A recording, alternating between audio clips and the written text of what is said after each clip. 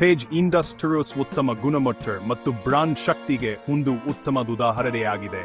ಇದು ಭಾರತದಲ್ಲಿ ಜಾಕಿಗೆ ಹೆಸರುವಾಸಿಯಾಗಿದೆ. ವರ್ಷಗಳಿಂದ ಇದು ಅದ್ಭುತ ಲಾಭಗಳನ್ನು ನೀಡಿದೆ, ಆದರೆ ಇತ್ತೀಚಿನ ಸ್ಟಾಕ್ ಕಾರ್ಯಕ್ಷಮತೆ ಕಡಿಮೆಯಾಗಿದೆ. ಇಂಥ ಬಲವಾದ ವ್ಯವಹಾರಕ್ಕೆ ಲಾಭಗಳು ಏಕೆ ನಿಧಾನವಾಗುತ್ತಿವೆ? ಸ್ಪಷ್ಟ ವಾಸ್ತವಿಕ ವಿಧಾನದೊಂದಿಗೆ ಇದನ್ನು ವಿಶ್ಲೇಷಿಸೋಣ. ಪೇಜ್ ಇಂಡಸ್ಟ್ರೀಸ್ ಪ್ರಬಲ ಸತ ಪೂರೈಕೆ ಸರಪಳಿ ಮತ್ತು ಅಗತ್ಯ ವಸ್ತುಗಳ ಮೇಲೆ ಕೇಂದ್ರೀಕರಿಸುತ್ತದೆ. ಆದರೆ ಅಲ್ಲಿ ಅದರ ಹೂಡಿಕೆಯ ಆಕರ್ಷಣೆಯನ್ನು ನಿರ್ಣಯಿಸಲು ನಾವು ವ್ಯವಹಾರ ಗುಣಮಟ್ಟವನ್ನು ಸ್ಟಾಕ್ ಬೇರೆಯಿಂದ ಬೇರ್ಪಡಿಸಬೇಕು. ಅತ್ಯುತ್ತಮ ಕಂಪನಿಯು ಸಹ ಅತಿಯಾದ ಮೌಲ್ಯಮಾಪನದಲ್ಲಿ ಪರೋಧಿಸಿದರೆ ನಿರಾಶೆಗೊಳಿಸಬಹುದು. ನಾವು ಅದರ ವ್ಯವಹಾರ ಮಾದರಿ, ಹಣಕಾಸು, ಬೆಳವಣಿಗೆಯ ಚಾಲಕಗಳು, ಅಪಾಯಗಳು ಮತ್ತು ಮೌಲ್ಯಮಾಪನವನ್ನು ಪರಿಶೀಲಿಸುತ್ತೇವೆ. ಗುರಿ: ಪೇಜ್ ಇಂಡಸ್ಟ್ರೀಸ್ ನಿಮ್ಮ ದೀರ್ಘಾವಧಿಯ ಪೋರ್ಟ್ಫೋಲಿಯೋದಲ್ಲಿ ಸ್ಥಾನ ಪಡೆಯಲು ಅರ್ಹವಾಗಿದೆಯೇ ಎಂದು ನಿರ್ಧರಿಸಲು ನಿಮಗೆ ಒಂದು ರಚನಾತ್ಮಕ ದೃಷ್ಟಿಕೋನವನ್ನು ನೀಡುವುದು. ಅದರ ವ್ಯವಹಾರ ಮಾದರಿಯನ್ನು ಅಷ್ಟು ಮಿತಿ ಸಂಪರ್ಕವಾಗಿಸುವುದು ಯಾವುದು ಎಂಬುದರೊಂದಿಗೆ ಪ್ರಾರಂಭಿಸೋಣ. ಪೇಜ್ ಇಂಡಸ್ಟ್ರೀಸ್ನ ರಚನಾತ್ಮಕ ಕಂದಕವು ಅದರ ವಿಷಯ ಜಾಕಿ ಪರವಾನಗಿಯ ಮೇಲೆ ನಿರ್ಮಿತವಾಗಿದೆ. ಇದು ಇಕಾನ್ ಜರೀಮ್ ಅವರಿಗೆ ಭಾರತ ಮತ್ತು ಇತರ ಕೆಲವು ದೇಶಗಳಿಗೆ ಮಾನ್ಯವಾಗಿದೆ. ಜಾಕಿ ಒಂದು ಮನೆ ಮಾತಾಗಿದೆ, ಗ್ರಾಹಕರ ನಿಷ್ಪಡೆ ಮತ್ತು ಪುನರಾವರ್ತಿತ ಖರೀದಿಗಳನ್ನು ಉತ್ತೇಜಿಸುತ್ತದೆ. ಕಂಪನಿಯು ಸ್ಪೀಡೋ ಪರವಾನಗಿಯನ್ನು ಸಹ ಹೊಂದಿದೆ. ಇದು ಪ್ರೀಮಿಯಂ ಐಜುಡುಗೆಯಲ್ಲಿ ಒಂದು ಸ್ಥಾನವನ್ನು ನೀಡುತ್ತದೆ. ಅದರ ಪ್ರಮುಖ ವ್ಯವಹಾರ ಉದುಪು ಮತ್ತು ಅತ್ಲು ಶಟರ್ ಅಗತ್ಯ ವಸ್ತುಗಳು ಆರ್ಥಿಕ ಚಕ್ರಗಳನ್ನು ಲೆಕ್ಕಿಸದೆ ಸ್ಪೀಡ್ ಬೇಡಿಕೆಯನ್ನು ಖಾತ್ರಿಪಡಿಸುತ್ತದೆ. ಪೇಜಿನ ಲಂಬವಾಗಿ ಸಂಯೋಜಿತ ಉತ್ಪಾದನೆಯು ಗುಣಮಟ್ಟ ನಿಯಂತ್ರಣ ಮತ್ತು ನಮ್ಯತೆಯನ್ನು ಖಾತ್ರಿಪಡಿಸುತ್ತದೆ. ಅದರ ವಿಶಾಲ ವಿತರಣಾ ಜಾನ್ ಸಾವಿರಾರು ಮಳಿಗೆಗಳು ಮತ್ತು ಚಿಲ್ಲರೆ ವ್ಯಾಪಾರಿಗಳು ಅದರ ಉತ್ಪನ್ನಗಳನ್ನು ವ್ಯಾಪಕವಾಗಿ ಲಭ್ಯವಾಗುವಂತೆ ಮಾಡುತ್ತದೆ. ಪ್ರೀಮಿಯಂ ಸ್ಮಾನೀಕರಣವು ಹೆಚ್ಚಿನ ಆವಂಶವನ್ನು ಅನುಮತಿಸುತ್ತದೆ ಮತ್ತು ಬೆಲೆ ಯುದ್ಧಗಳಿಂದ ಅದನ್ನು ರಕ್ಷಿಸುತ್ತದೆ. ಗುಣಮಟ್ಟ, ಫೀಡ್ ಮತ್ತು ಬ್ರ್ಯಾಂಡ್ನ ಮೇಲೆ ಗಮನಹರಿಸುತ್ತದೆ. ನಗ ಶ್ರೀಮಂತ ಗ್ರಾಹಕರನ್ನು ಗುರಿಯಾಗಿಸುತ್ತದೆ. ವಿಶೇಷ ಬ್ರ್ಯಾಂಡ್ಗಳು, ಅಗತ್ಯ ವಸ್ತುಗಳು, ಆಂತರಿಕ ನಿಯಂತ್ರಣ ಮತ್ತು ಪ್ರೀಮಿಯಂ ತಂತ್ರದ ಸಂಯೋಜನೆಯನ್ನು ಪ್ರತಿಸ್ಪರ್ಧಿಗಳು ಪುನರಾವರ್ತಿಸಲು ಕಷ್ಟ. ಅದು ಪೇಜ್ನ ಶಾಶ್ವತ ಸ್ಪರ್ಧಾತ್ಮಕ ಪ್ರಯೋಜನದ ಅಡಿಪಾಯವಾಗಿದೆ. ಆರ್ಥಿಕವಾಗಿ ಪೇಜ್ ಇಂಡಸ್ಟ್ರೀಸ್ ಈಗ ವರ್ಷಕ್ಕೆ 6% ಅಷ್ಟು ಸ್ಮಿರವಾಗಿ ಬೆಳೆಯುತ್ತದೆ. ಅದರ ಆರಂಭಿಕ ದಿನಗಳ ಅತಿ ಬೆಳವಣಿಗೆಯಲ್ಲ. ಅದರ ಬಂಡವಾಳದ ಮೇಲಿನ ಲಾಭವು ನಿರಂತರವಾಗಿ 80% ಮೀರುತ್ತದೆ. ಇದು ಅಪರೂಪದ ಸಾಧನೆಯಾಗಿದೆ. ಆ ದಕ್ಷತೆಯು ಬಲವಾದ ಬ್ರ್ಯಾಂಡಿಂಗ್ ಮತ್ತು ಆಸ್ತಿ ಅಹಿತ ಮಾದರಿಯಿಂದ ಬರುತ್ತದೆ. ವ್ಯವಹಾರವು ಪ್ರಬುದ್ಧವಾಗಿದೆ. ವೇಗ ಬೆಳವಣಿಗೆಯು ಅದರ ಹಿಂದೆ ಇದೆ, ಆದರೆ ಲಾಭದಾಯಕತೆ ಮತ್ತು ತೋಹಿಸುವಿಕೆ ಉಳಿದಿವೆ. ಹೂಡಿಕೆದಾರರು ಸ್ಮಿರವಾದ ಸಂಯೋಜನೆಯನ್ನು ನಿರೀಕ್ಷಿಸಬೇಕು. ಸ್ಫೋಟಕ ಲಾಭಗಳನ್ನ ನಿಜವಾದ ಮೌಲ್ಯವು ಈಗ ಅದರ ಸ್ಥಿತಿಸ್ಥಾಪಕತ್ವ ಮತ್ತು ಸ್ಮಿರ್ ಲಾಭಗಳಲ್ಲಿ ಅಡಗಿದೆ.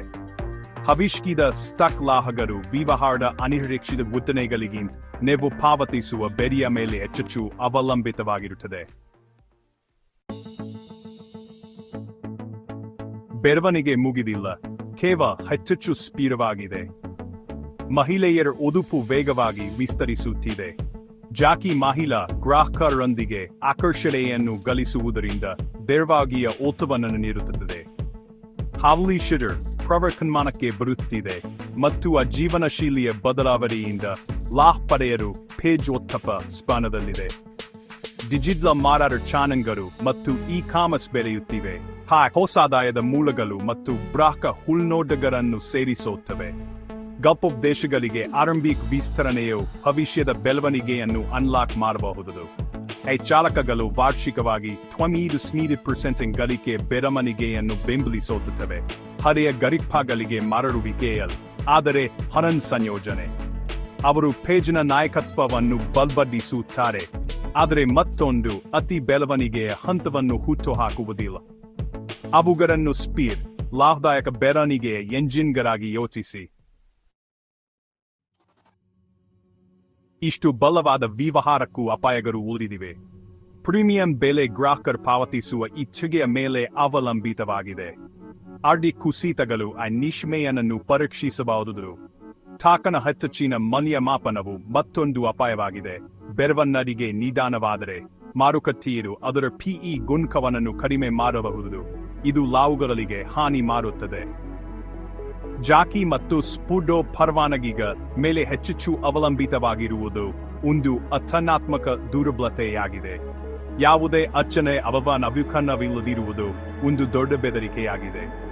ಪ್ರೀಮಿಯಂ ವಿಭಾಗವನ್ನು ಗುರಿಯಾಗಿಸಿಕೊಂಡು ಹೊಸ ಆಧಾರಗಾರರೊಂದಿಗೆ ಸ್ಪರ್ಧೆ ಹೆಚ್ಚುತ್ತಿದೆ. ಪೇಜ್ ತನ್ನ ಅಕ್ಷನಾತ್ಮಕ ಕಂದಕವನ್ನು ಅಕ್ಕಿಸಲು ನಾವೀನ್ಯತೆಯನ್ನು ಮುಂದುವರಿಸಬೇಕು.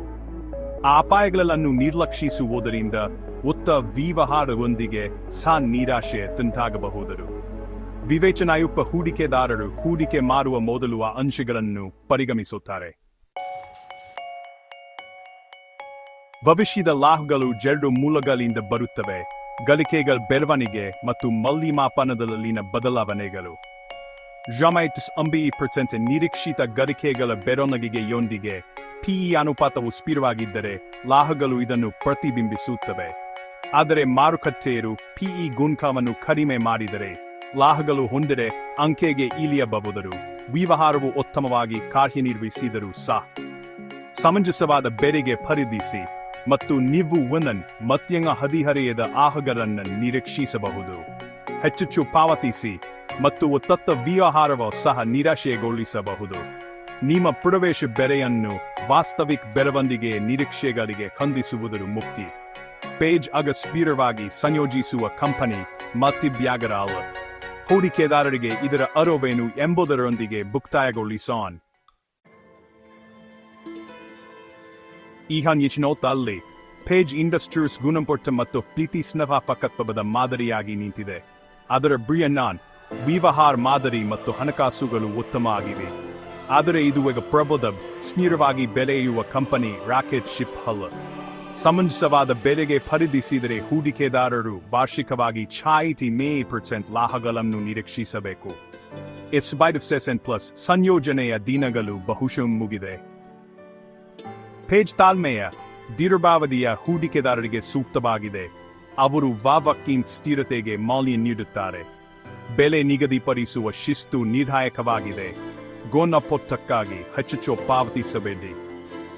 ಸ್ಥಿರ ಸಂಪತ್ತು ಸೃಷ್ಟಿಯನ್ನು ಬೇಸುವವರಿಗೆ ಪೇಜ್ ಯೋಗ್ಯವಾದ ಬ್ರಹ್ಮ ಹಿಡುವಳಿಯಾಗಿ ಉಳಿದಿದೆ. ಅಸ್ಥಿರ ಮಾರುಕಟ್ಟೆಯಲ್ಲಿ ಇದು ದೋಹಿಸುವಿಕೆ ಮತ್ತು ಮನಸ್ಸಿನ ಶಾಂತಿಯನ್ನು ನೀಡುತ್ತದೆ. ನಿಮ್ಮ ಹೂಡಿಕೆ ನಿರ್ಧಾರಗಳನ್ನು ವಾಸ್ತವಗಳ ಮೇಲೆ ನಿರ್ಮಿಸಿ, ಹವ್ಯಾಸಗಳ ಮೇಲಲ್ಲ. ಮತ್ತು ಪೇಜ್ ಇಂಡಸ್ಟ್ರೀಸ್ ಶಿಸ್ತಿನ ಒಂದು ಭಾಗವಾಗಿದೆ.